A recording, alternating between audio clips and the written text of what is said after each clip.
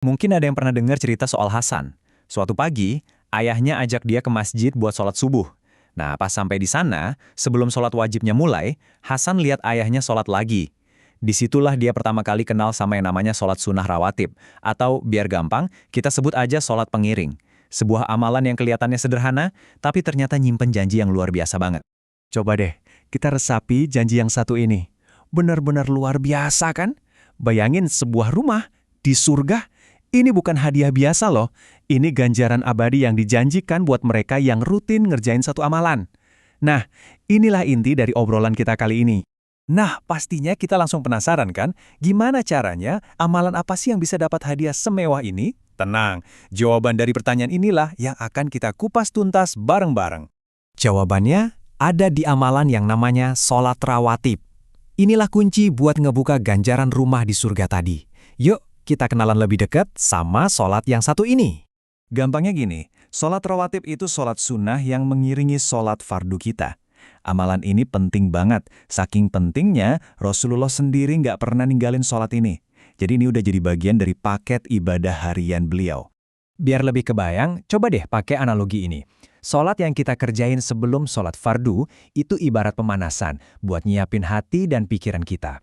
Terus, sholat sesudahnya itu kayak pendinginan buat nyempurnain ibadah utama kita.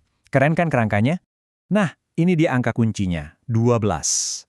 Hadis tentang rumah di surga itu secara spesifik menyebutkan orang yang konsisten ngerjain 12 rakaat sholat sunnah ini setiap hari. Bukan sembarang sholat sunnah, tapi 12 rakaat yang udah ada jadwalnya. Oke, sekarang kita masuk ke yang praktis-praktisnya ya. Kapan aja sih 12 rakaat ini dikerjain? Semuanya dibagi rapi jadi 2 waktu. Sebelum dan sesudah sholat fardu. Ada 2 istilah penting nih yang perlu kita tahu. Pertama, qobliyah, yang artinya sebelum. Dan kedua, ba'diyah, yang artinya sesudah. Kalau kita paham 2 kategori ini, semuanya jadi gampang banget buat diingat. Oke, kita mulai dari yang sebelum atau qobliyah. Totalnya ada 6 rakaat. 2 rakaat sebelum subuh, yang ini spesial banget. Terus 4 rakaat sebelum zuhur, ini fondasi pertamanya. Nah, buat melengkapinya, ada 6 rakaat lagi yang kita kerjain sesudah atau ba'diyah.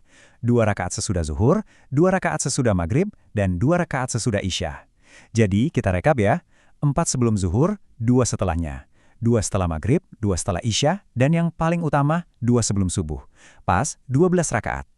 Dan enaknya lagi, ini sama sekali nggak ribet loh. Gerakan dan bacanya itu sama persis kayak sholat yang biasa kita lakuin. Yang beda cuma satu, niat di dalam hati kita pas mau mulai sholat.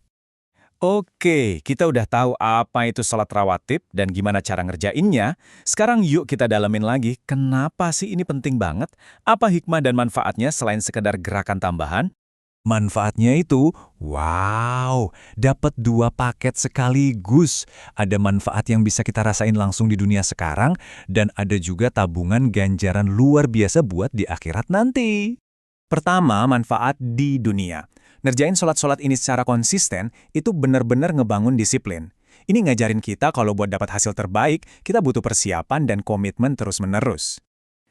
Jangan salah, manfaatnya juga ada buat fisik kita loh. Setiap gerakan salat itu kan kayak peregangan ringan yang bagus banget buat melancarkan sirkulasi darah.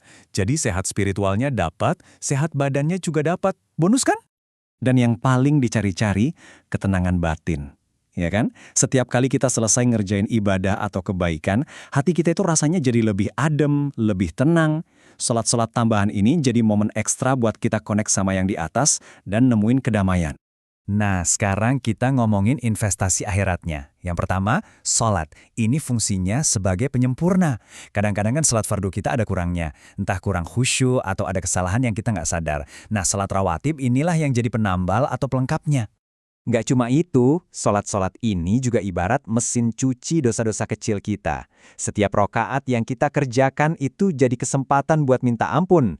Seolah-olah kita lagi bersihin catatan amal kita hari demi hari. Coba deh lihat hadis yang satu ini. Ini jaminannya dahsyat banget. Ada hadis lain yang bilang, siapa yang jaga 4 rakaat sebelum zuhur dan 4 rakaat sesudah zuhur, Allah haramkan dia dari api neraka.